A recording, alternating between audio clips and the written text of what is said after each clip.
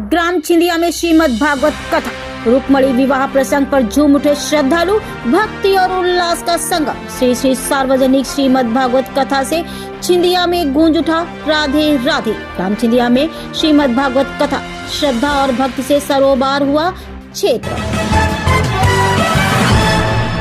ग्राम छिंदिया में 7 दिसंबर से 15 दिसंबर तक चल रहे संगीतमय श्री श्री सार्वजनिक श्रीमद् भागवत कथा का आयोजन श्रद्धा और भक्ति का केंद्र बना हुआ है। प्रसिद्ध कथावाचक पंडित राकेश शुक्ला अयोध्या वाले महाराज जी अपनी मधुर वाणी से कथा के गुण रहस्यों को सरल और प्रभावशाली तरीके से प्रस्तुत कर रहे हैं। उनकी वाणी सुनकर श्रद्धालु भक्ति रस में डूब जाते हैं। रुक्मणी विवाह प्रसंग पर झूम उठे श्रद्धालु। आज कथा के 7वें दिन श्री कृष्ण और रुक्मणी विवाह प्रसंग का वर्णन किया गया। महाराज जी ने रुक्मणी के प्रेम, श्री कृष्ण की वीरता और विवाह की घटनाओं को इतने सरस और भावपूर्ण ढंग से प्रस्तुत किया कि पूरी कथा पांडाल राधे राधे और जय श्री कृष्ण के जय घोष से गूंज उठा। कथा स्थल पर उपस्थित महिलाओं, पुरुषों और बच्चों ने इस प्रसंग पर नृत्य कर आयोजन को और भी खास बना दिया। श्री कृष्ण और राधा की झांकी ने कथा स्थल को भक्तिमय बना दिया। श्रद्धालु भक्ति में इतने लीन हो गए कि पूरा पांडाल आनंद और उल्लास से भर गया। श्रद्धालुओं की भारी भीड़ और भावपूर्ण माहौल। भागवत कथा में स्थानीय ग्रामीणों के साथ साथ आसपास के गांवों से भी बड़ी संख्या में श्रद्धालु भाग ले रहे हैं। महिलाएं, पुरुष और बच्चे पांडाल में बैठकर कथा का रसास्वादन कर रहे। महाराज जी द्वारा रुक्मणी विवाह प्रसंग का जीवंत वर्णन सुनकर श्रद्धालु भाव विभोर हो गए। कथा स्थल पर विशेष व्यवस्था। आयोजन स्थल को सुंदर फूलों और दियों से सजाया गया। कथा स्थल पर पानी, भोजन और बैठने की उत्तम व्यवस्था की गई। आयोजन समिति और स्थानीय युवाओं की टोली व्यवस्थाओं को सुचारू बनाए रखने में सक्रिय भूमिका निभा रही है।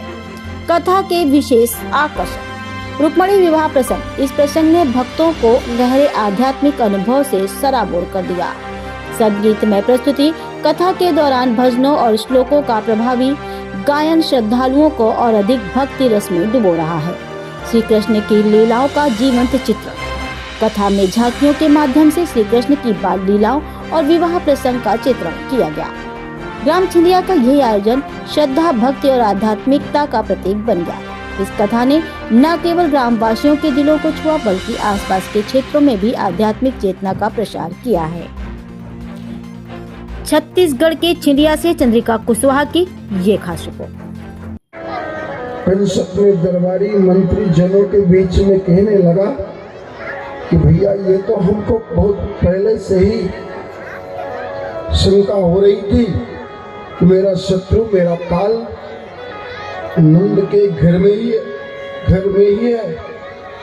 आज प्रत्यक्ष ये बात तो सामने आ गई कि देवकी का 8वां पुत्र नंद के घर में ही है, छुपा हुआ है। और इस बात की प्रामाणिकता के लिए अपने तमाम दुर्दांत दायित्वों से राय मंत्रणा लेकर के एक बड़े ही अत्यंत पराक्रमी दायित्व अरिष्टासुर को भेजा कि जाओ वृंदावन में, गोकुल में इतना तांडव मचा दो क्योंकि तुम्हारे पराक्रम के सामने देवता लोग भी घबराते हैं।